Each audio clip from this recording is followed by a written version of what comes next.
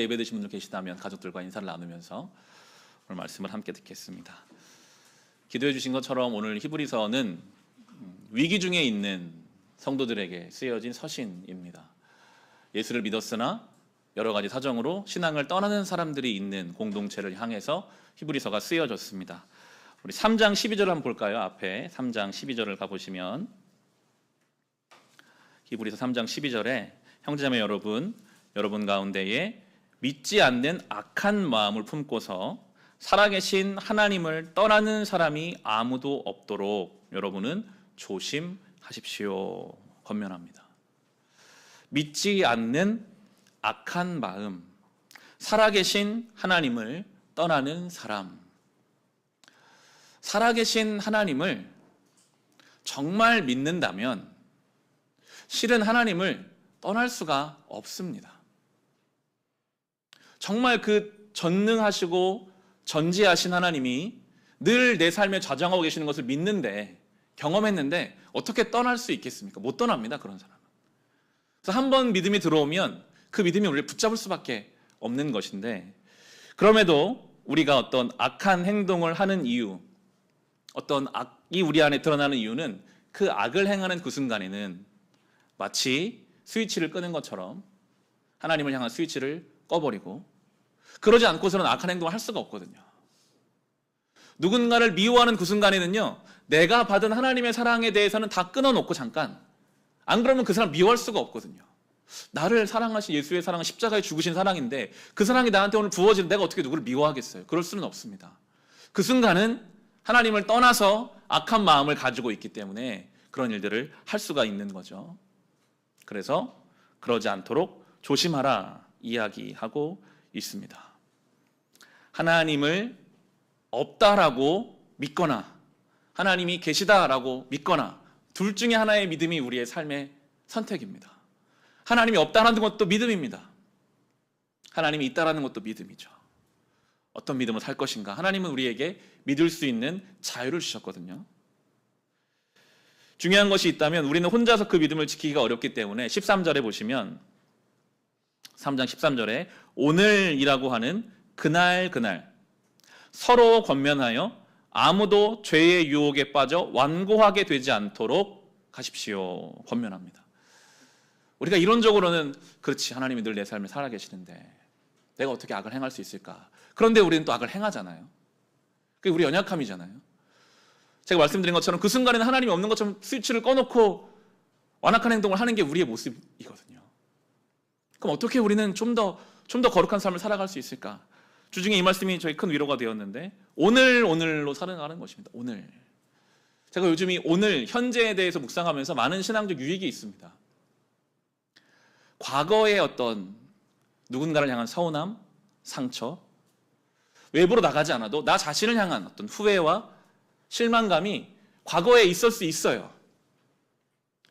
그런데 우리는 그 과거를 가지고 오늘을 살 때 하나님이 선택할 자유를 주십니다. 여전히 그 과거에 묶여서 오늘을 살 것이냐, 여전히 그것 때문에 그 사람을 미워하고 여전히 그것 때문에 스스로 자신 없어 하면서 오늘을 살 것이냐, 아니면 그것들을 다 하나님께 맡겨버리고 아무 일도 없었던 것처럼 오늘을 새로운 마음으로 살 것이냐, 선택할 수 있는 우리의 권능을 주셨어요. 그게 바로 오늘이라는 선물입니다. 그래서 오늘 우리는 하나님 앞에서 새 사람으로 살 수 있고, 아니면 여전히 과거에 붙들린 인생으로 살아갈 수 있는 권세를 주신 거죠. 한번 적용해 보세요. 특히 오래된 관계 속에서 그런 일들이 굉장히 힘이 있습니다. 누군가의 대화와 말 속에서 여러분 그런 마음이 드시잖아요. 또 저러네 저 사람. 오늘 처음 한 거지만 그 오랜 시간 속에서 수없이 반복해온 그 일들이 그 오늘의 행동 위에 막 엄청난 무게를 더하거든요. 그러니까 오늘 별거 아닌 걸 수 있는데 그 과거의 일들까지 다 더해서 그게 너무 크게 다가오는 거예요. 오늘을 살지 못하고 지난날의 일들을 다 가지고 와서 그걸 가지고 오늘을 살려고 하니까 우리의 삶에는 참 스스로 어려워질 수 있습니다. 근데 그건 우리 자유거든요. 지난날을 다 주님이 이전 것은 지나갔으니 보라 새 것이 되었도다. 만약 주님께서 우리를 다 셈하셨다면 우리가 예배당에 나올 수가 없잖아요. 나올 자신이 없습니다. 주님이 처음 창조하실 때부터 어제로 못 돌아가게 창조하셨어요. 못 돌아갑니다. 바꿀 수 없습니다. 그게 오늘의 의미죠. 오늘 어떻게 살 것인가. 그리고 혼자가 아니라 서로 권면하여라고 말하고 있습니다. 서로 권면하여. 우리는 혼자서 못 삽니다. 특히 신앙적인 것에 있어서는 그렇습니다. 서로 권면해야 합니다. 우리 교회 순모임이 있습니다. 소그룹 모임이죠. 우리 교회 초창기부터 예배를 마치고 나면 제 생각에는 그냥 혼자 말씀을 듣는 것보다는 그 들은 말씀을 가지고 예배 끝나고 바로 교우들끼리 모여서 내가 들은 말씀을 이야기하는 것이 훨씬 더 신앙에 도움이 되겠다는 생각이 있었습니다. 그래서 이제 모이기 시작했습니다. 유익이 있습니다.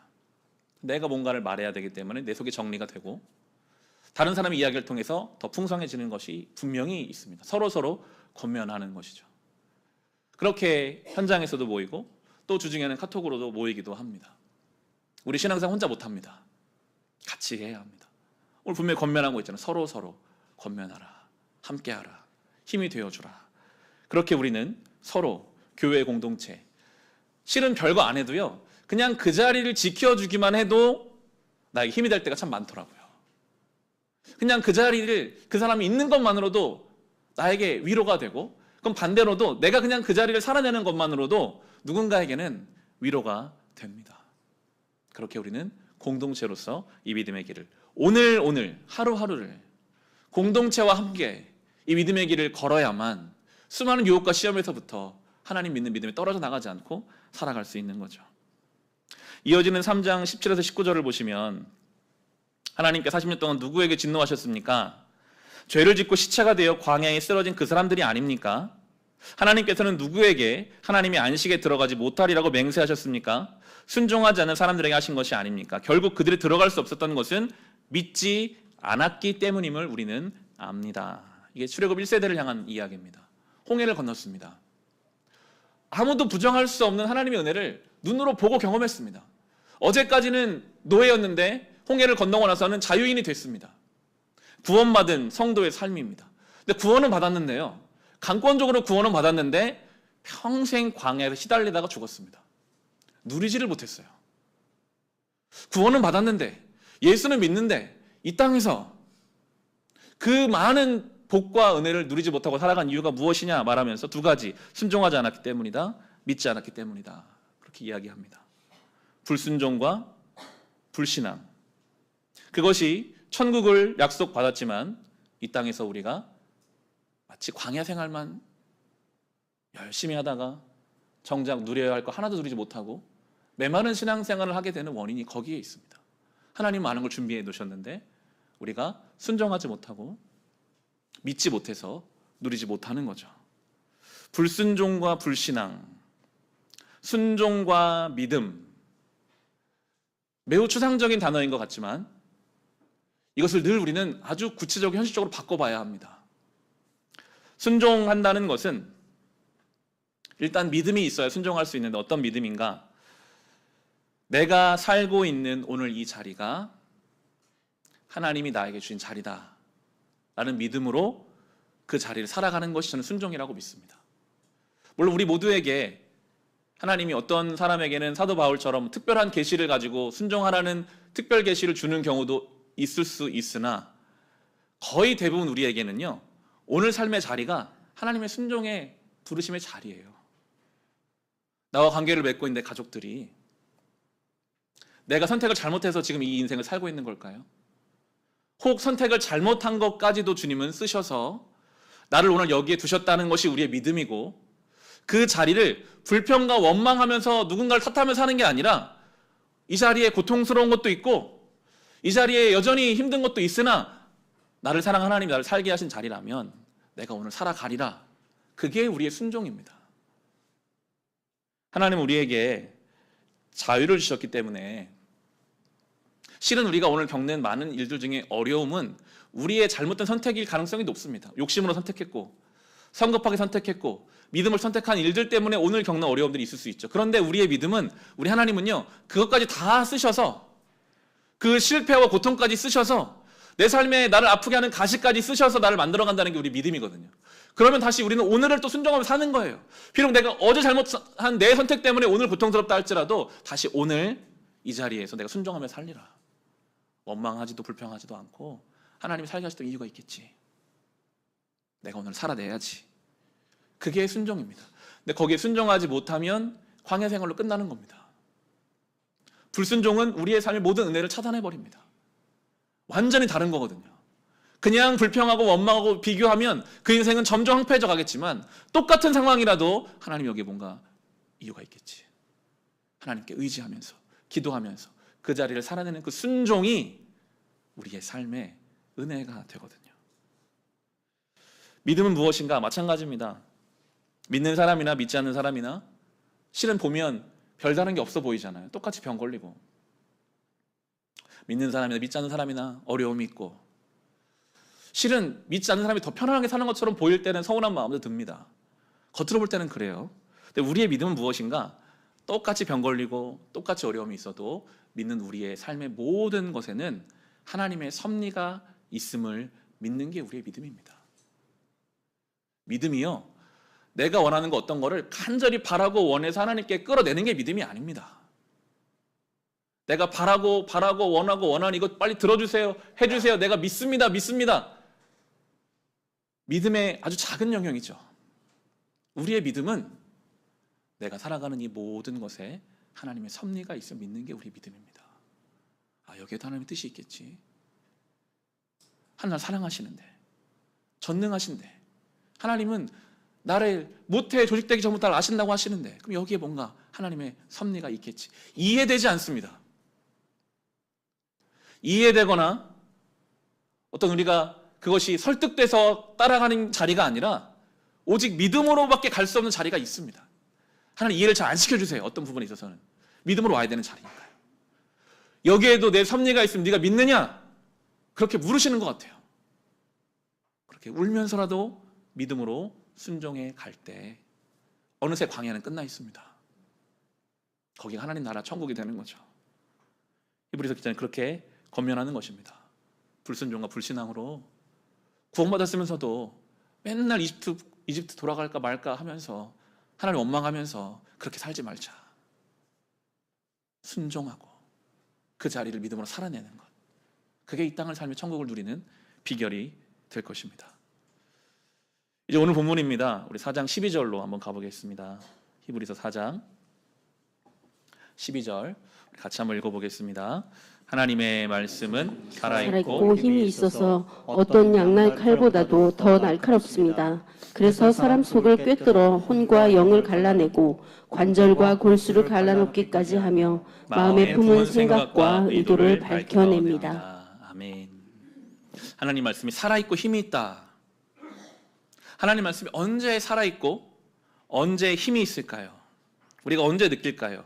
바로 이야기하는 것이 사람의 속을 찔러 쪼개기까지 하며 그 말씀이 마치 날카로운 칼처럼 우리의 내면을 파고들어서 우리 안에 불필요한 것들을 잘라내버리고 우리 안에 드러날 것 드러나게 하실 때, 우리 내면에서 말씀이 역사하실 때 그때 말씀의 살아있음, 말씀의 능력을 느낄 수 있을 것이다 라고 가르쳐 주십니다. 우리 내면에는요, 그냥 우리가 아무런 어떤 생각 없이 하루하루를 그냥 살아가지만 어느새 내 속에 아주 강하게 들러붙어서 그게 내가 아닌데도 나인 것처럼 느껴지게 할 어떤 것들이 있습니다. 그 실은 내가 아니거든요. 근데 그게 우리 속에 막 강하게 들러붙어서 어떤 감정이, 어떤 사건이, 어떤 어려움들이 우리를 온전하지 못하게 붙들 때가 있거든요. 그것을 나라고 착각하게 하는 불순물들을 하나님 말씀이 들어와서 싹 잘라내 버리시면 그때 우리는 자유함을 느낄 때가 있습니다. 마치 더러운 암덩어리를 제거하는 것처럼. 제가 어릴 때는 잘 몰랐는데 요즘 제가 아이들을 키우면서 스스로 내가 어렸을 때는 참 가난했었구나를 느낍니다. 저는 경기도 남양주시 조안면 시울이라는 곳에서 저희 아버지가 이제 시무하시던 교회 초등학교 6학년 때까지 태어나서 한 10년 정도를 거기서 10년 넘게 살았는데요. 거기는 이제 팔당댐 상류 지역이어서 상수도 보호구역으로 지정돼 있어서 아무런 개발을 못하는 아주 시골 동네입니다. 교회는 교인 수가 한 3, 40명 정도 되는 교회였던 것 같아요. 학교가 있었는데 폐교가 돼서 사람 수가 적으니까요. 버스를 타고 초등학교를 다녔습니다. 근데 그 학교도 같은 학년 친구 10명이었습니다. 그러니까 1학년 때부터 6학년 때까지 계속 일반인 거죠. 계속 일반. 전교생이 100명이 안 되는 작은 학교였습니다. 3, 40명 되는 시골 교회 목회자 사례비가 뻔하죠.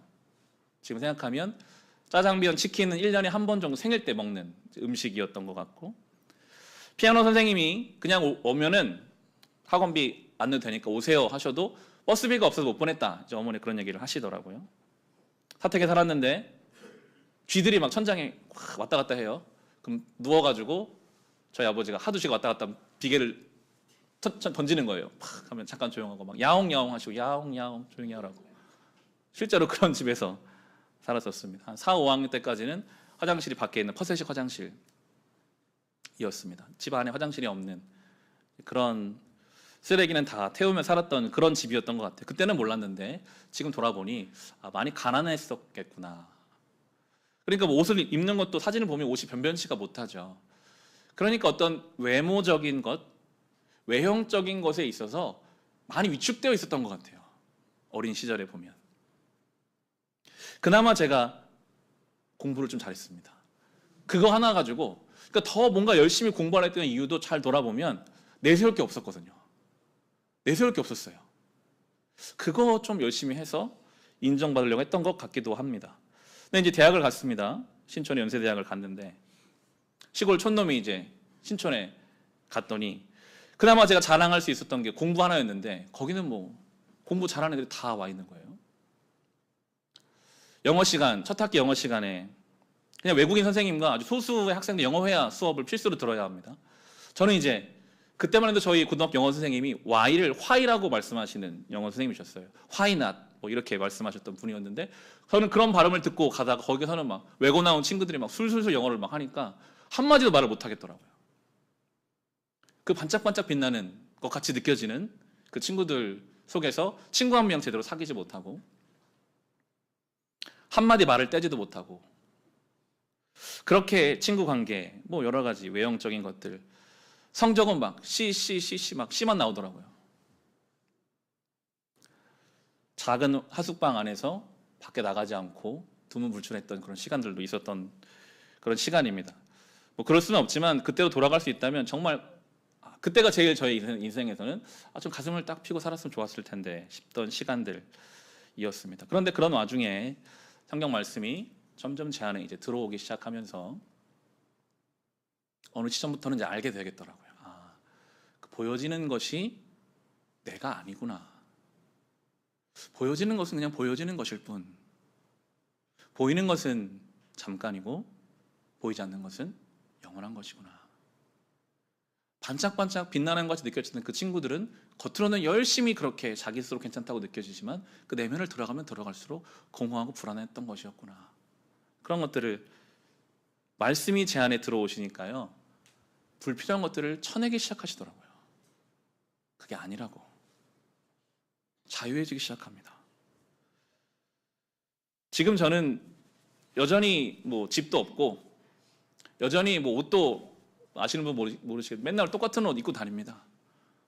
하지만 뭐 크게 부러워하지도 않고 누구가 부럽지도 않고 많이 자유해진 편입니다. 하나님 말씀이 제 안에 들어오셔서 불필요한 것들을 잘라내셨거든요. 히브리 4장 13절에 보시면 이렇게 또한 말씀합니다. 하나님 앞에는 아무 피조물도 숨겨진 것이 없고 모든 것이 그의 눈앞에 벌거숭이로 드러나 있습니다. 우리는 그의 앞에 모든 것을 드러내 놓아야 합니다. 앞선 저의 경험처럼 하나님 말씀이 들어오면 거짓된 것을 잘라내시기도 하시지만 그건 우리를 자유하게 하는데 또 하나는 아주 진실됐는데 우리 속에 숨겨져 있는 것을 드러내시기도 하십니다. 그건 좀 우리를 고통스럽게 합니다. 나는 굉장히 겸손한 사람이라고 생각하고 살았는데 하나님 말씀이 쑥 들어와서 나를 보니까 그 겸손 밑에 숨어있는 커다란 교만이 드러날 때가 있습니다. 내가 굉장히 교만한 사람이었구나. 나도 나를 속이고 살았는데 말씀이 쑥 들어오면 그게 느껴져요. 나는 사랑하는 사람인 줄 알았는데 하나님 말씀이 쑥 들어오면요, 내가 말하는 사랑이라는 것이 얼마나 이기적인 사랑이었는지를 깨닫게 하실 때가 있습니다. 오늘 13절의 표현처럼 하나님 앞에 가면요, 벌거숭이가 돼버려요. 숨길 수가 없어요. 그러면 그 어떤 인생도 하나님 앞에 다 드러나면 어찌할 바를 모릅니다. 내가 이런 인생이었구나. 내가 이거밖에 안 되는 인생이었구나. 그러면 우리는 실은 도망가고 싶어집니다. 아담이 자기의 모습을 발견하고 숨었잖아요. 죄 짓고 나 숨었습니다. 하나님 앞에 갈 수가 없었어요. 그런데 우리는 그렇게 하나님 앞에서 나의 모습을 발견하고 나면 그 다음에 유일한 길, 예수님밖에 없구나. 여기까지 가게 됩니다. 나는 절대 주님께 못 나가는구나. 나는 선한 것이 하나도 없구나. 그래서 예수님을 찾게 되죠. 14절 16절이 그 말씀입니다. 그러나가 나옵니다. 우리는 하나님 앞에 벌거숭이가 돼버리면 하나님을 예배할 수도 부를 수도 없는 존재지만 14절 그러나 우리에게는 하늘에 올라가신 위대한 대제사장이신 하나님의 아들 예수가 계십니다. 그러므로 우리의 신앙 고백을 굳게 지킵시다. 우리의 대제사장, 우리 연약함을 동정하지 못하시는 분이 아닙니다. 그는 모든 점에서 우리와 마찬가지로 시험 받으셨지만 죄는 없으십니다. 그러므로 우리는 담대하게 은혜의 보좌로 나아갑시다. 그리하여 우리가 자비를 받고 은혜를 입어서 제때 주시는 도움을 받도록 합시다. 아멘. 우리의 존재가 밝히 드러나면 우리는 주님 앞에 살 수 있는 게 없습니다. 그런데 예수님이 대제사장, 하나님과 우리 사이 연결고리가 되어주셔서 우리를 데리고 이제 주님 앞에 가시는 거거든요. 이 15절 말씀이 얼마나 위로가 되는지요. 우리 연약함을 동정하지 못하시는 분이 아니십니다. 야, 나는 십자가도 졌는데 너 그거 못하냐? 너 그거밖에 안 되냐? 내가 얼마나 어려운 일을 겪었는데 너 여전히 그거밖에 안 돼? 그러신 분이 아니십니다. 우리의 연약함, 그것을 아시지만 우리를 데리고 하나님 앞으로 인도하셔서 우리에게 16절 나오는 것처럼 은혜의 보좌에서 자비를 받고 은혜를 입어서 도움을 받도록 하십니다. 우리 연약함이 드러나는 자리, 거기가 우리 신앙의 자리입니다. 실은 교회에서보다는 가정에서, 직장에서, 일상에서 우리 연약함이 드러납니다. 거기가 우리가 신앙생활을 해야 할 자리입니다. 가정에서 사랑 없음을 깨닫습니다. 가정에서, 직장에서 우리의 정직하지 못함, 하나님보다 물질을 더 사랑하는 마음들, 다른 사람의 시선, 그런 연약함이 막 드러나요. 그런데 감사한 것은 예수님이 연약함을 동정하지 못하신 분이 아니시고, 우리가 할 신앙의 자리는요, 내 연약함이 드러나는 그 자리에서 내가 그거밖에 안 되는 사람을 철저히 인정하고 예수님을 도우심을 구하는 겁니다. 주님, 저 이거밖에 안 되는데요. 제 연약함이 드러나는데요. 저는 사랑이 없고요. 저는 빛과 소금으로 세상에 살아갈 만한 그런 신앙적 능력이 없습니다. 예수님, 저를 도와주세요. 거기 십자가의 은혜를 구해야 됩니다. 날마다 구해야 합니다.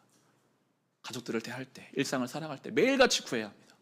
그럼 주님이 오늘 말씀처럼 우리를 은혜의 보좌로 데리고 가셔서 그때그때 도움받게 하십니다. 없는 사랑을 부어주십니다. 지혜를 주십니다. 피할 길을 내십니다. 그게 우리의 아주 실제적인 신앙생활이죠. 매일매일 우리 삶 속에서 우린 그렇게 연약함을 인정하며 주님의 도우심을 구하며 주어진 삶을 살아가야 하겠습니다. 이 히브리서 4장 12절 말씀, 저는 평생 목회하면서 사모하고 붙드는 말씀이 됩니다. 하나님 말씀은 살아있고 힘이 있다. 날카롭게 우리의 심령 골수를 찔러 쪼개기까지 한다. 주보 안정면에 보시면 좀 거창하게 이름을 붙여봤는데요. 두란노 프로젝트, 다음 달 10월부터 2년짜리 프로젝트를 저는 우리 교회의 리더이신 성령께서 진행시키라고 말씀하시는 것 같은 시간이 있어서 이렇게 계획해봤는데, 바울이 2년 동안 에베소에서 날마다 두란노 학당에서 말씀을 가르쳤습니다. 아무것도 안 하고 말씀만 가르쳤습니다. 그랬더니 당시 에베소는 굉장히 세속적인 도시였거든요. 엄청나게 큰 우상이 신전이 있고, 그런데 그 에베소에 많은 영적 분위기가 바뀌어져 버렸습니다. 사람들이 우선순위를 바꾸고 영적인 계절의 변화가 왔던 것이 이 2년 동안의 말씀 사역과 에베소의 모습이었습니다. 그래서 저도 2년 동안 성경이 창세기 1장, 2장 이런 식으로 따지면 1189장입니다. 창세기 1장부터 요한계시록 마지막 장까지 1189장인데 하루에 5장씩 성경을 읽으면 8개월이면 성경을 한 번 읽을 수 있습니다. 우리가 2년 동안 같이 하루 5장씩 성경을 읽으면 총 3번 성경을 읽게 됩니다. 2년 동안 우리 교회 다 같이 한 3번 정도 성경을 읽어가는 이 2년간의 프로젝트, 들어가는 프로젝트를 계획하는 이유도 말씀이 들어와서 그 말씀이 우리 심령골수를 찔러 쪼개서 자유할 부분은 자유하게 하시고 드러날 부분은 드러나게 하셔야 하는 역사가 일어나기 때문이죠. 제가 성경을 수십 번, 수백 번 읽어보지는 못했지만 말씀을 연구하고 설교하고 나누는 시간을 보내면서 제가 지금까지 내린 결론은 성경은 결국 하나님 아버지가 우리를 사랑하신다라는 메시지로 받을 수 있습니다. 하나님이 나를 사랑하신다를 계속 말씀하고 계시는 거예요. 때로는 징계하시면 사랑하신다. 여러 가지로 표현은 다르지만 결국 사랑하신다는 말씀인데요. 저는 저희 아이들에게 아주 자주 사랑한다고 이야기합니다. 사랑한다, 사랑해, 같이 있어서 참 좋다, 이런 얘기를 자주 하는데 실은 그런 말을 잘 못하는 사람이거든요. 저는 저희 부모님께 사랑한다라는 말을 잘 못하겠어요. 이렇게 좀 어색하고 저희 아내한테도 저희 아내도 잘 못하고 저도 잘 못하고 서로 간에 이렇게 사랑한다 이런 얘기 잘 못하는데 참 신기하죠. 두 자녀에게는요 이게 막 쏟아져요. 그냥 볼 때마다 사랑한다라고 말해줄 수가 있습니다. 왜냐하면 저는 그 아이들이 우리 부모가 나를 사랑하는구나를 알았으면 좋겠거든요. 세상 누가 다 혹시 사랑받지 못한다 할지라도 그래도 내 부모는 나를 사랑하시는구나를 알았으면 좋겠기 때문에 계속 이야기합니다. 너희가 못해도 둘이 싸워도 혼날 땐 혼나지만 내가 그래도 너를 사랑한다. 계속 아이들이 가르치고 있는데요. 요즘 이제 아이들을 보면서 밥을 잘 먹으면 너희가 원하는 영상을 보여주겠다. 이제 이런 식으로 이제 하고 있습니다. 그래서 이제 그럼 아이들이 딱 앉아서 이제 밥을 먹어요. 그러면서 이제 저희 아이들이 종종 그렇게 물어봅니다. 아빠, 내가 이거 잘 안 먹어도 아빠 그래도 나 사랑하지?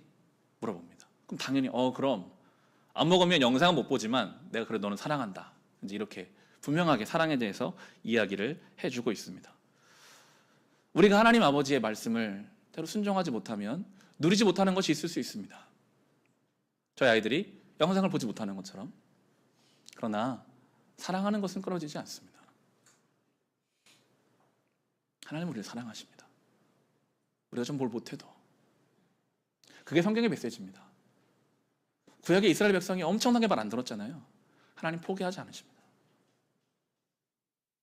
하나님의 사랑은 그런 것입니다. 그 사랑이 우리 안에 하나님 말씀으로 정말 자리 잡을 때 그것을 믿는 게 우리 믿음입니다. 지금 내 인생이 막 풍랑이 치고 어려워도 난 그걸 사랑하시지. 그것은 믿음으로 받을 수 있습니다. 그 믿음이 있어야 또 순종을 할 수 있습니다. 그 하나님의 사랑을 말씀 가운데 우리가 받아들일 때 그때 그 말씀 우리 속에 쑥 들어와서 필요 없는 것들을 쳐내고 우리를 발견하게 하십니다. 그리고 우리는 내가 정말 가능성이 없구나를 깨닫고 대제사장이신 예수님을 통해서 하나님 보좌 앞에 나아가 하나님 도우심 받으며 우리의 신앙의 여정을 걸어가는 것입니다. 이 하나님 말씀의 능력을 하나님의 사랑을 경험할 수 있으시기를 주의 이름으로 축원합니다. 우리 다시 한번 찬송할 텐데 이 찬송은 시편 147편